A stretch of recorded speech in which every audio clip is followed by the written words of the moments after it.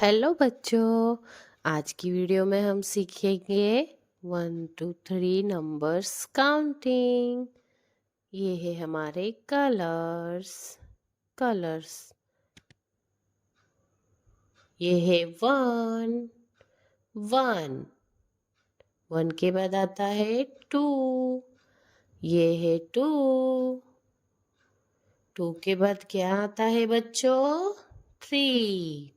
ये है थ्री। ये है फोर। क्या है बच्चों? फोर। ये है फाइव। क्या है ये? फाइव। फाइव के बाद आता है सिक्स। ये है सिक्स।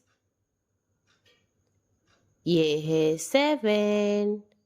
क्या है ये? सेवन।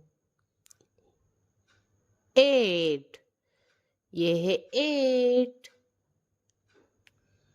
ये है नाइन। क्या है ये? नाइन। नाइन के बाद आता है वन जीरो टेन। ये है ten. One two three four five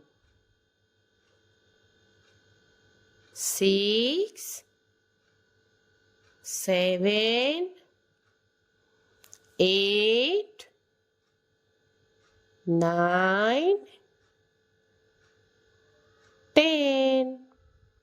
Let's repeat again. One, two, three, four, five, six, seven, eight, nine, 10.